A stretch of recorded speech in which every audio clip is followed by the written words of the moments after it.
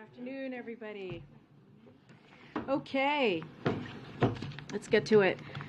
As you know, tomorrow the President will travel to New York to drive home the impact of current discussions on the economy to real hardworking American families. After his meeting, it's important to the President that Americans across the country know what is at stake here. Default threatens 8 million jobs, a recession, retirement accounts, and Social Security and Medicare payments.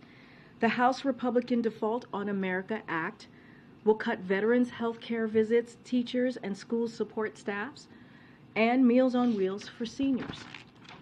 The President has a different vision: prevent default and invest in America while reducing the deficit by nearly $3 trillion and cutting wasteful spending on special interest. Now, just a few minutes ago, a while ago, we announced that President Biden will be making a historic stop in Papua New Guinea while traveling from the G7 Leaders Summit in Hiroshima, Japan, to the Quad Leaders Summit in Sydney, Australia later this month. While in Papua New Guinea, President Biden will meet with Prime Minister Marape of Papua New Guinea and other Pacific Island forum leaders to follow up on the first ever U.S. Pacific Island Summit in Washington, D.C. this past fall. The leaders will discuss ways to deepen cooperation on challenges critical to the region and to the United States, such as combating climate change, protecting maritime resources, and advancing resilient and inclusive economic growth. As a Pacific nation, the United States has deep historical and people-to-people ties with the Pacific Islands, and this visit, the first time a sitting U.S. president has visited a Pacific Island country, further reinforces this critical partnership. This week marks, as you all know, the anniversary of the end of World War II in Europe and the victory of the United States and Allied forces over fascism and aggression on the continent.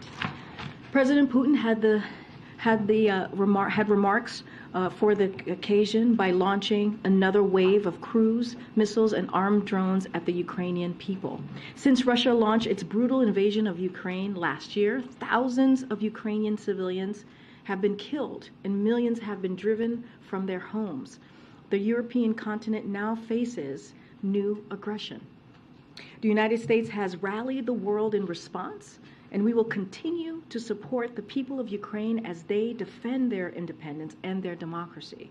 As part of those efforts today, we are announcing a significant new security assistance package that will help build the capacity of Ukraine's armed forces and to defend Ukraine's territory and deter Russian aggression over the long term. The package includes additional air defense systems that will help Ukraine protect its people against Russia's missiles and drone attacks, as well as artillery rounds and support to enable Ukraine to better maintain its systems and equipment. Victory Day is supposed to be about peace and unity in Europe. It's supposed to be about the end of war and bloodshed and suffering. Instead, Mr. Putin promised only more violence and spewed only more lies about a war he falsely claims has been unleashed against Russia. Make no mistake, Russia is the aggressor here. Mr. Putin started this unprovoked, unjustified war against the people of Ukraine, and he could end it at any moment. He could end it today if he chooses. Unless allies and partners will work to help Ukraine achieve the peace and security they deserve. With that, Josh, welcome. Good to see you, my friend. How are you? Good to see you, Karine. I'm good. How are you? I'm doing well. It's a big day today. Yes. So, 3 subjects. Sure. First, what's the White House's reaction to Imran Khans' arrest in Pakistan? So, just a couple of things I'd like to say about that. Just give me a second here. Yikes. Okay. So, as you know, we're aware of the arrest of former Pakistani Prime Minister Imran Khan. As we have said before, the United States does not have a position on one political candidate or party versus another. We call for the respect of democratic principles and the rule of law around the world. So I would refer you to the government of Pakistan for any further information on that. Secondly, as part of the debt limit talks, the U.S. Chamber of Commerce today called for an agreement that includes discretionary spending caps. Does the White House see all spending caps as a negative, or just the spending caps that are part of the House GOP bill? So I'm going to be very clear here. The president's going to have a conversation with the four leaders, as you all know. That's going to happen in a couple of hours at 4 p.m. local time, clearly. And we're going to stay focused on what Congress needs to be doing here. Their congressional duty, which is to prevent a default. That's what we're going to be clear about. I just laid out at the top how this can cost almost 8 million jobs if House Republicans get their way. It could also lead us to a recession, trigger a recession, and we've listed over and over again what this could be if they continue to hold the American economy hostage. That's going to be our focus. That's going to be the president's focus today, to make that clear to the leaders that they have to do their congressional duty, and that's what's expected, not just of him, but of the American people. And I'm just going to leave it there. And then lastly, the Writers Guild of America tweeted out the president saying that he wants the striking writers to get a fair deal. So I'm just going to reiterate echo what the president said last night from his yesterday's remark. We sincerely hope that the writers' strike in Hollywood gets resolved and the writers are given the fair deal they deserve, and as soon as possible. And that is what you heard directly from the president yesterday. On their side. I think his words from last night make it clear where the president stands on this issue. Go ahead, Mary. Given the conversation that is happening today, that it is not negotiations, as you have made very clear, how is the president going into this? How is he viewing success in this meeting? What would we consider to be a successful meeting? Is it simply just conveying his message to them and having them receive it? I mean, look, what we convey as success. I mean, people have asked, well, will the president give Speaker McCarthy an off-ramp, an exit strategy? The exit strategy is very clear. Do your job. Congress must act. Prevent a default. That's what a success, not for him. It's not about the president. It's about the American economy. It's about the American people. That's what the president views as success. That's the way that it should be done. Regular order. This is regular order. What House Republicans are saying is that they want to potentially, if they get their way, threaten the country's first default, something that has never happened before. That's what they're threatening. Again, could lead to trigger a recession. 8 million jobs potentially lost. That is what they are threatening. So it's very easy. It's very, very simple. Do your job. Go back to regular order. Do what you're supposed to do. It's been done 78 times since 1960. And that's what he's expecting from Congress. The Speaker says the president is ignoring the problem. The president is not ignoring the problem. We have the four leaders are going to be here today at 4 o'clock to have this conversation. The president's going to make himself very clear. The president has been clear since February. Since February, he has said over and over again, we cannot be a country that defaults. And most recently, he has said we cannot be a deadbeat nation, something that we have never done before. Never done before. And so they need to take action. Congress has to do their job. Super simple. They are manufacturing a crisis. And just on immigration, the Mexican president said that he had plans to talk with President Biden this morning. Has that conversation taken place? Can you give us any sense of what I can confirm that the president spoke to President AMLO this morning. We will have a readout later on, and then we'll certainly share that readout to all of you, so I can confirm. Does the president plan to postpone his foreign trip in order to deal with the debt ceiling? So, look, the president could be a president anywhere. It doesn't matter if it's domestic or international. He is always president. Even when he travels. Look, this is something that Congress can take care of today if they choose, is do their job, do their constitutional duty. And what happens after today's meeting from your standpoint? Will you set up more meetings, or is this a one-off? I'm not going to get ahead of today's discussion. The president hopes it's a productive conversation. We'll see how it goes. Again, the president's going to make it very clear to the congressional leaders that they must act and avoid default.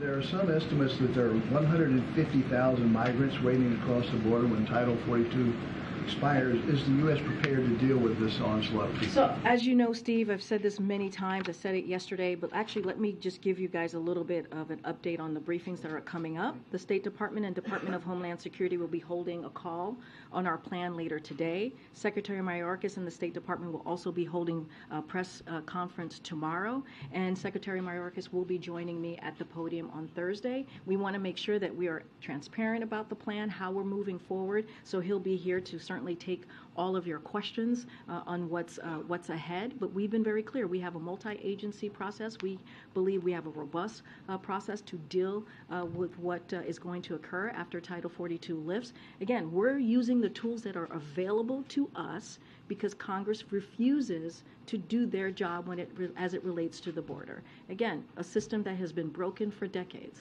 Okay. Thanks, Karine. Senator Manchin this morning sharply criticized the president's handling of these debt ceiling talks. He said it's, quote, not rational, it's not reasonable, it's not practical in terms of his refusal to negotiate over raising the debt limit.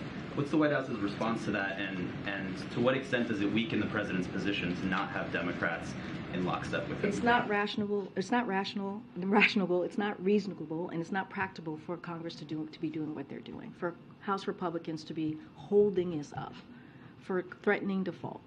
That is where the problem should be, and that's who should be called out. Speaker McCarthy is going to be here, and what we're seeing from House Republicans, from MAGA Republicans, is that they are manufacturing a crisis. That shouldn't be. That shouldn't be. The president doesn't want to see this happen either. He doesn't want to see our economy held hostage. He does not want to see this. That's why he's having these leaders here, and he's going to make himself very, very clear. And that's the discussion they're going to have. I'm not going to get ahead of what's going to come out of that, and we'll see. Given how unified Republicans have been around Speaker McCarthy, do you have any concern about, Democrats not, that there may be some wavering among some Democrats about the president's position on the debt ceiling? I mean, look, the Democrats have been very clear as well that we need to deal with the debt limit. We've been all very clear about that. So has Leader Jeffries, and so has Leader Schumer. We've been all on the same page with the leadership, is that Republicans in Congress need to do their job. And that's what we're going to see today. And then in terms of the situation on the southern border, there have been, yesterday there were nearly 10,000 migrant encounters on the southern border. There are around 27,000 migrants currently in CBP custody. I know that the administration, you guys talked a lot about the surge that you anticipated after Title 42 would expire. Did the administration expect there to be a surge before? And how is that going to impact your preparedness if there's still another surge expected after May 11th? So what you can expect from us is that we're going to do everything that we can and use every available tool to us, as we have been, to deal with this issue in a humane way, manage it humanely. And that's what we've been very clear about. Our focus, as it relates to managing the border, is we're going to do this through enforcement, deterrence, and diplomacy, and that's what you have seen. And we've been working with our regional partners, and we have just few tools that are available to the president, and that's because Congress has failed to act. So right now, we believe we have a robust plan, a multi-agency plan to do this in a humane way.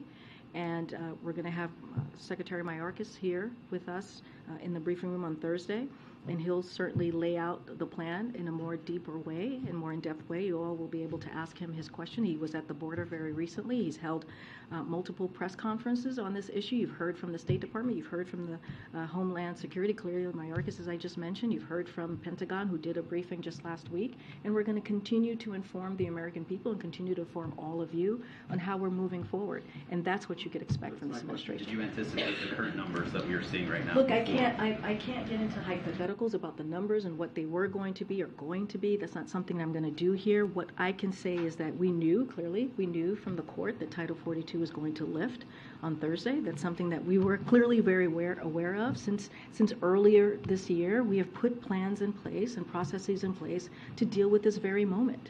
And so that's what I can only speak to what you can expect from us, and we've been very transparent about that, and we'll continue to be. Okay, Joey. Thank you. Speaker McCarthy said today he doesn't support a short-term debt ceiling increase.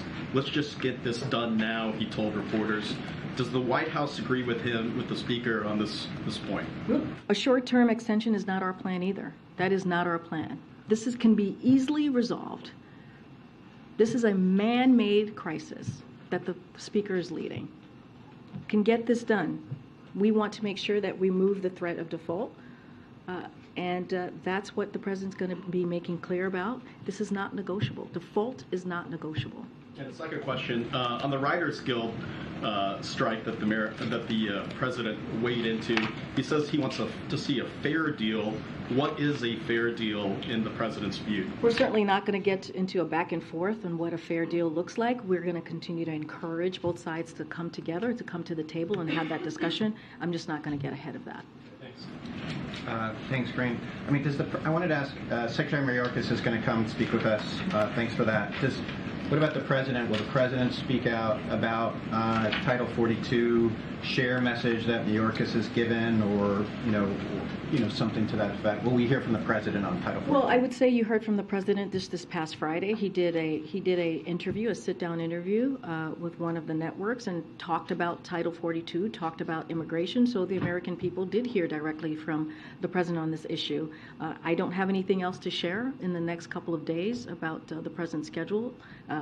So I'll just leave it there. But he was asked a question, and he answered it. One more, please, if I could. I mean, should Americans anticipate or expect an orderly process on the border, or does the administration want Americans to know that this is going to be a challenging moment and there could be some hiccups or there could be some challenges, and to give a little bit of patience as the transition is made? Look, what we have been very clear about is that we do want to put a process in place that's orderly, that's humane, and using the tools that the president has in front of him to do just that.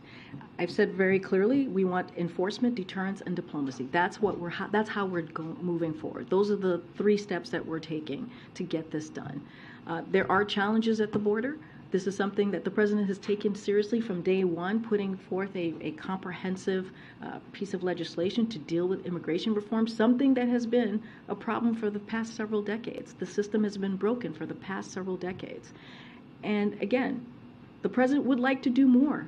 He's using the tools in front of him, but Congress refuses to act. Instead, many Republican officials want to make a political case out of this. They're not looking to meet us at the table to actually deal with this issue. They want to turn this into a political stunt. And so that's not what we're trying to do. We're trying to deal with this issue. We're trying to deal with this challenge. And again, we've been doing this since day one. Go ahead, Josh. Can you say what will happen if Congress doesn't act on the debt limit? Speaker McCarthy hasn't budged yet. The president hasn't moved his position. Will he let this go off a cliff if the speaker doesn't do anything? Well, the speaker has to do his job. Congress has to do their job. That's what we're... The president doesn't have any job. The president, historically, 78 times since 1960, this is what Congress has done. They have done their constitutional duty, is to deal with the debt limit. That is something that they have done. This is regular order. This is the process that they have used. And we're asking them to go back into that process. And look, what could potentially happen, as I just laid out, is a potential recession. 8 million jobs lost. That is something that Congress could avoid. They can easily avoid this and do their jobs. So I'm not going to get ahead of what's going to happen today at 4 o'clock or get into hypotheticals from here. But the president has been very clear. He has been very, very clear. They have to get this done. And what they're threatening is, and what they're saying to us is, we have to take their whole entire agenda, which is extreme. A lot of Americans do not agree with that agenda, or they're going to hold the economy hostage. That's what they're putting forward. Remember, 22% cut on veterans, on health care, on Meals on Wheels, all of the things that we have listed out over and over again. Americans don't agree with that. And it's going to hurt American families. So we're going to be very clear, the president's going to be very clear with the leaders today that they have to act. We've been talking today about 2 subjects where Congress hasn't acted. One is immigration, and you're saying we'll use all the tools available to us because Congress refuses to act on the border. They also so far haven't acted on the debt ceiling. So I guess I'm trying to figure out what will happen if they continue to not act and we get closer to the deadline, which could be, of course, as early as June 1st or as late as August. Well, the president, does he think he has any tools to use if Congress continues to not do his job? Because it's not clear that Speaker McCarthy can really, right? That he has a lot of leeway in his caucus. Well, that's for Speaker McCarthy to speak to. I can't speak about the leeway and the pull. I know, I hear you. You mentioned Speaker McCarthy. I can't speak for him. I can speak for the president. And It is Congress's job. And I get your question, Josh, but this is literally their constitutional duty. They take an oath. And this is what they're supposed to do. They're supposed to deal with the debt limit, one of the many things that they have that they're supposed to deal with. And this is something that a first ever default, that's what they're threatening. This is what they're saying that they want to take us down the road on. This is first ever default would trigger a recession, erase millions of jobs. It's very simple. The exit ramp for them is to do their job. The president will make that very clear in his meeting. Not going to get ahead of what's going to come out of that meeting, but the president has been really, really clear here. Go ahead.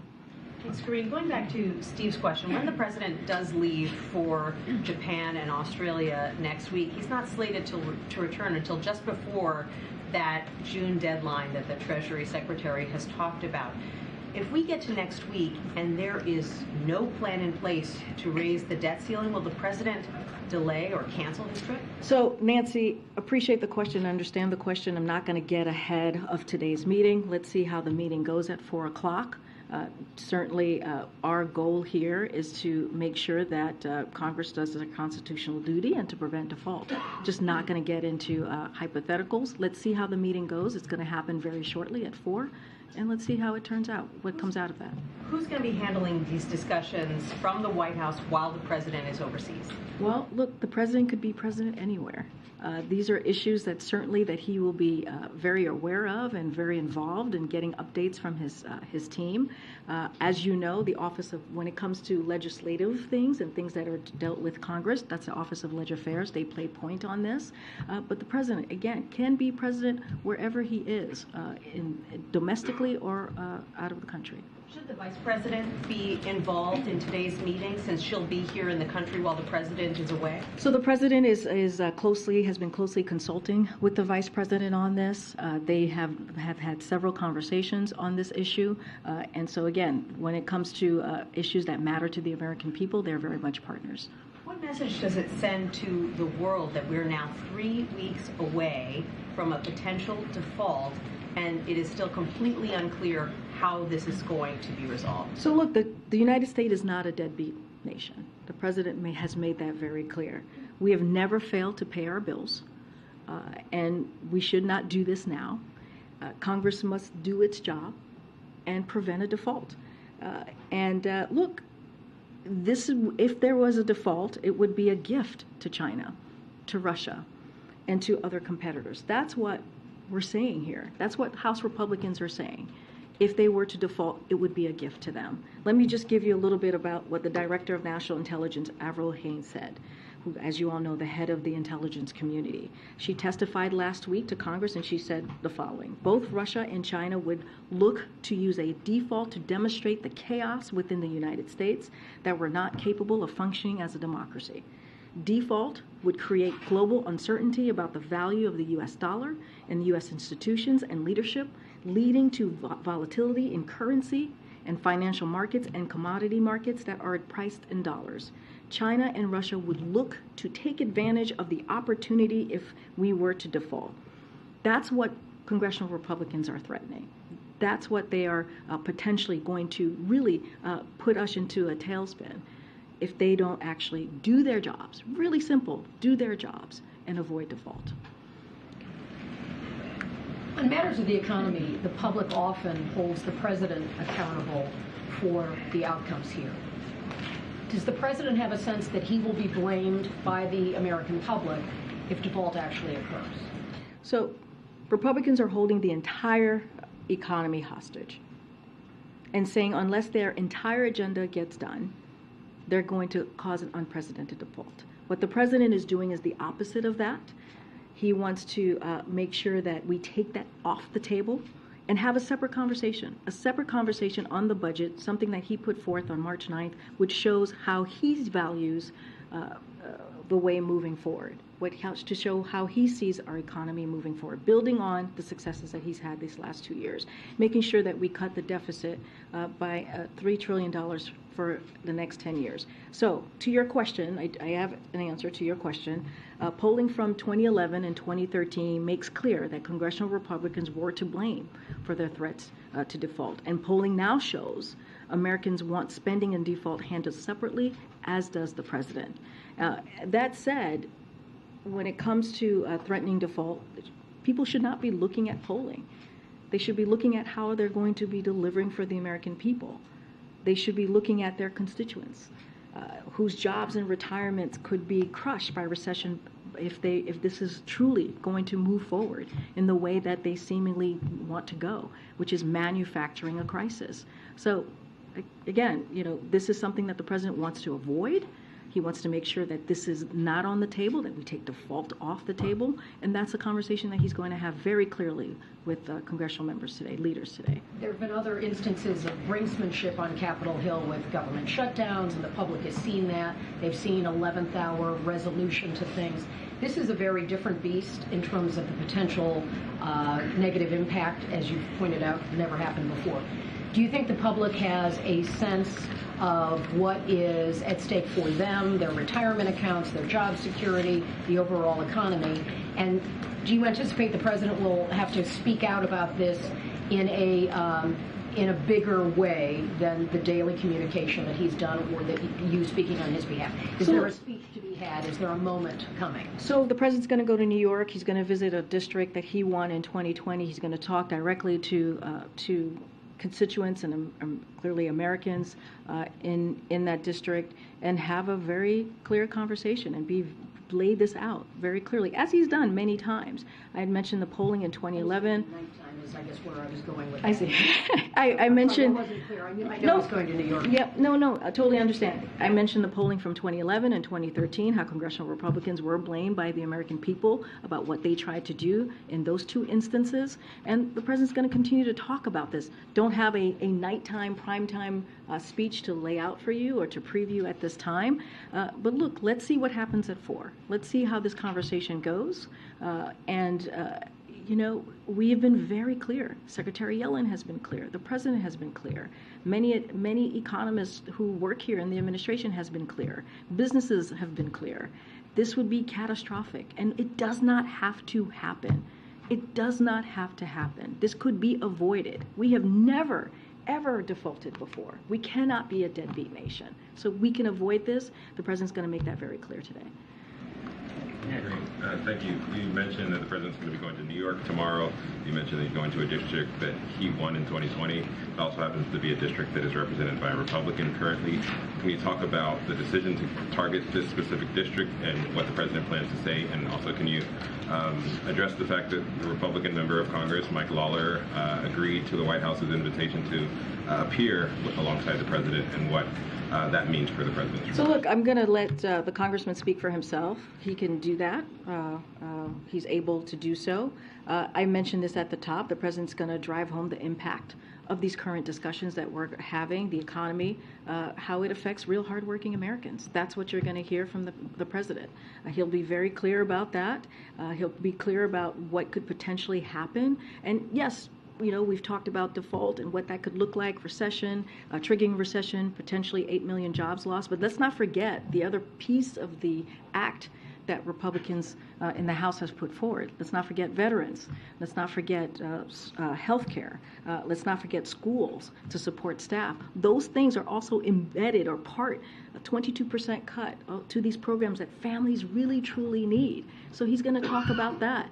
I'm going to let the congressman speak for himself. The president loves to travel across the country to different districts, different states, and that's what you're going to see from this president tomorrow. The president talked about, having a sense of unity and not questioning people's motives and sort of bringing the temperature down in politics. We've seen him on the stumps. We've seen his stump speech. We've seen how aggressive it can be about quote-unquote MAGA Republicans. You are going to have a Republican member in front of his constituents right there alongside the president. Will that change the way the president addresses the crowd? The president's always going to be honest with the American people. There's a real question about where our economy is going to be going, right? And that is something that the president's going to lay out for the American people. And so, look, when the president speaks, it's not just to the people who are in front of him, or the people in that district or in that state. He's speaking to the nation, and sometimes to the world when he's at the podium, or when he's speaking, when the president speaks just in general. Like, everyone listens, and you all cover, you all write about it. And so this is a message that he'll have to the American people about what's at stake. Americans need to know what's at stake. You know, it's basically to Kelly O's question. They need to know what's at stake here, where we're headed with our economy. The president has worked the last 2 years to rebuild our economy, as we've always said, from the middle out, bottom up, and we've had some successes. If this occurs, it's going to take us back. It's going to take us back. And so the president's going to be very honest, very upfront with the American people. That's what you'll hear from him, as he always is when he speaks. And so he'll lay out what's at stake. Okay. Thanks. Just a quick follow-up can you just give a bit more specifics on why the president chose Hudson Valley to give this speech? And does he think that giving this speech on avoiding the default and going after the Republican plan that they passed would actually convince them to pass a clean debt limit? So I'm not going to get ahead of the president. He'll lay out why he's there, as he always does, why he's in front of the audience that he'll be speaking to tomorrow. So I'm going to let him speak to that. But what I can say is, again, kind of what I just said to your colleague. The president's going to be very clear about what's at stake, the impact of the current discussions that we're having, the impact of this budget and this default that House Republicans have connected. He's going to make it very, very clear. This is going to hurt American families. It's going to hurt our economy, and it's going to hurt American families. We're talking about American families that need these programs, that are having the 22% cut. They need it just to make ends meet. So he's going to lay that out, as he has many times when he talks about the economy, when he talks about what MAGA Republicans are doing. He's mentioned that before. He's talked about that before especially the last 2 weeks. And so now he's going to be doing it in New York in front of an audience, again, speaking to the country, as he does every time he speaks as President of the United States. And I'll let him speak to why now, why New York, and what is it that he wants the American people to know. Okay. Thanks, Karine.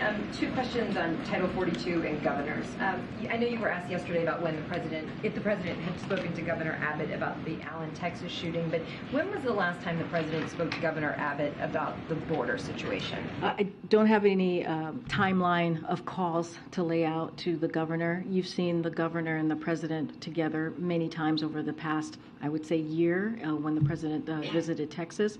Don't have anything to lay out on a timeline of conversation or the last time he's spoken to the governor. And any plans for them to talk this week? I don't have anything to preview at this time. And Arizona Democratic Governor Katie Hobbs said Monday that she's afraid the federal government is unprepared to meet the demands of the expected influx at the border. And she said that her recent request to the White House and to the DHS secretary asking what the plans are and for more help have not been met with an adequate response.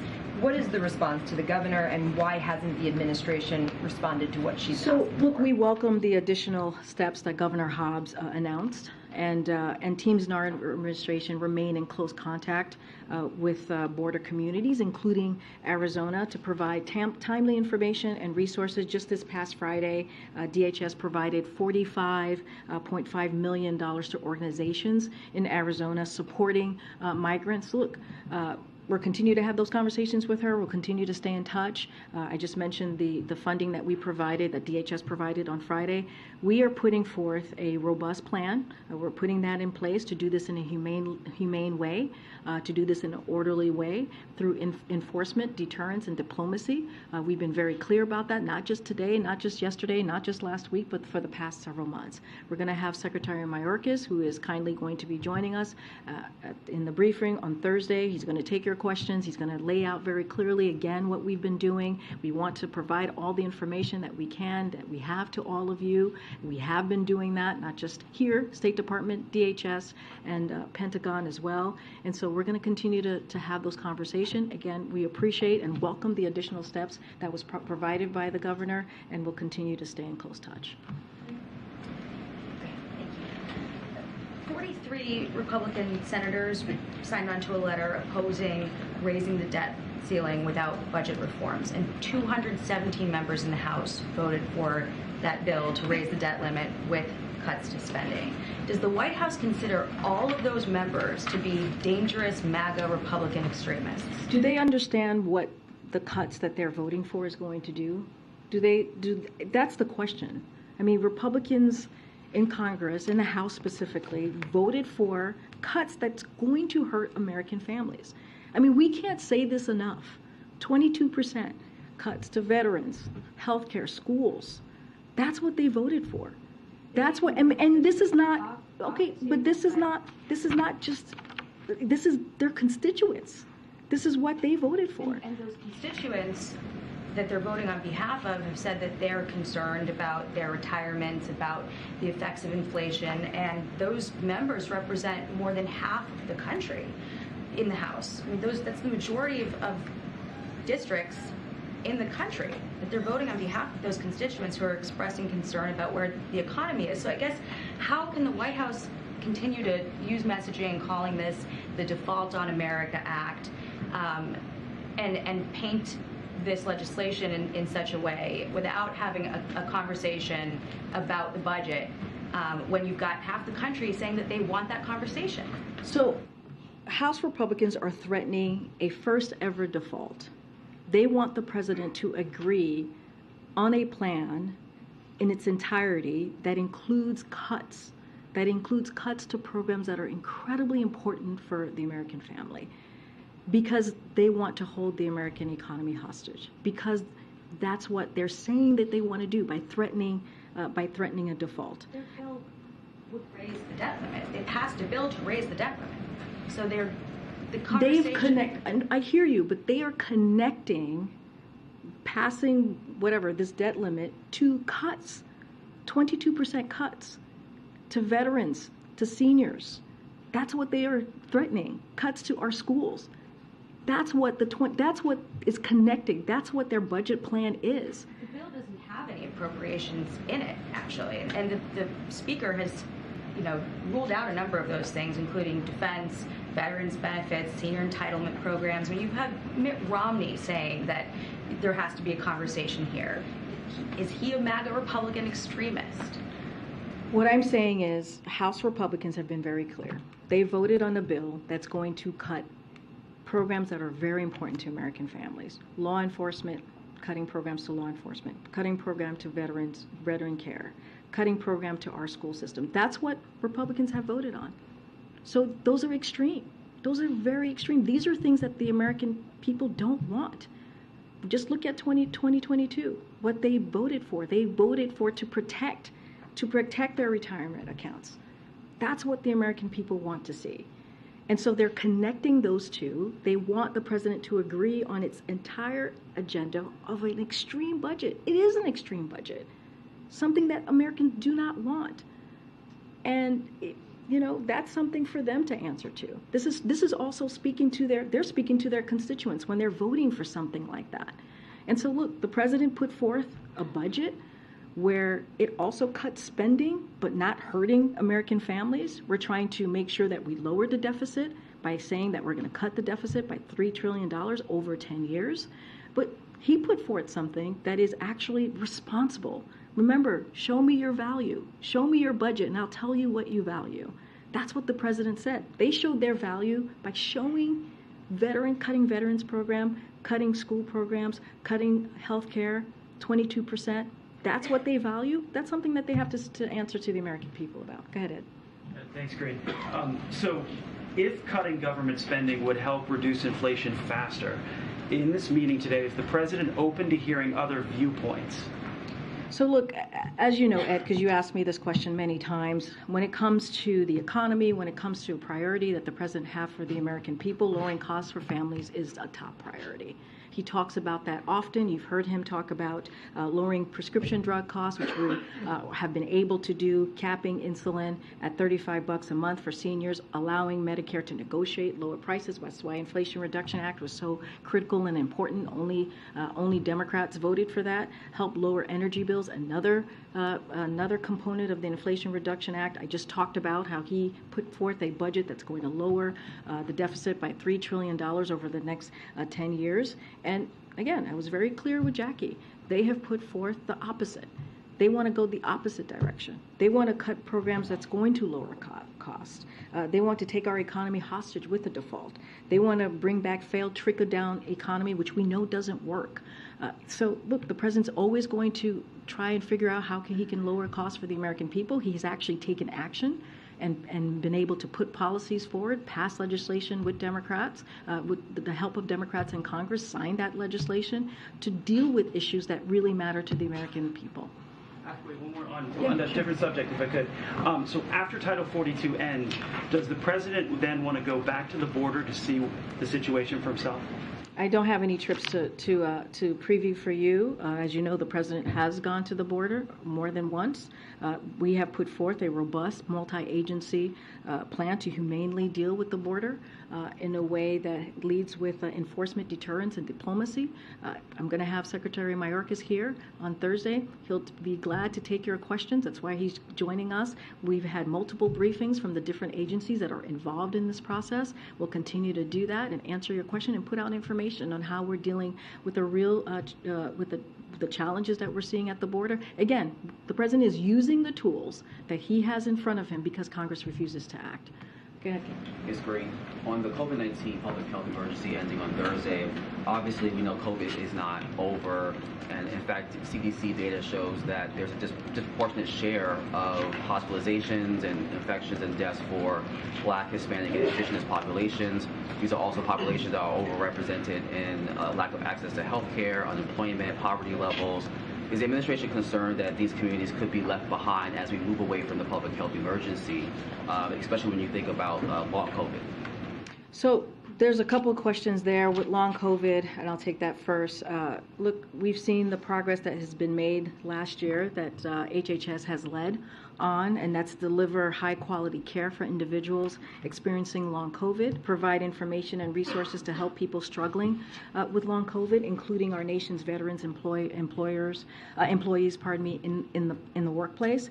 And we've invested in care for people in underserved communities who have been disproportionately impacted by long COVID.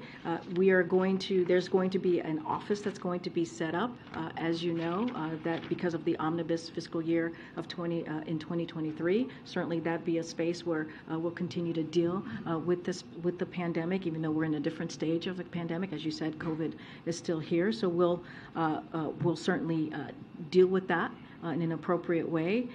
And so, look, there's the Project Next Generation as well. That's a way to stay ahead of the rapidly evolving virus that causes COVID. We need to continue to support the development of a new generation of tools, and that's what you're going to see from Project Next Gen. So we are taking all of this very seriously, and we certainly have more to share in the next day or two. More broadly, could you give a sense of how the administration is feeling coming out of the public health emergency, given where we were 2-3 years ago? Does the administration see this as a success in terms of combating COVID, or a sense of sigh of relief at all? So look, we are definitely at a different point in the pandemic. Over the last 2 years, the administration has made significant progress in ability to manage COVID-19 in a way that protects life and health and no longer meaningfully disrupts our lives. And that's because of this president's leadership. Again, we're not out of the pandemic. We're certainly in a different place. And that's because what this president has been able to do. When you think about how COVID deaths have declined by 95%, new COVID-19 hospitalizations are down nearly 88%, and COVID-19 cases and deaths globally are at its lowest levels since the start of the pandemic. You heard from the World Health Organization saying COVID pandemic no longer qualifies as a global health emergency. emergency.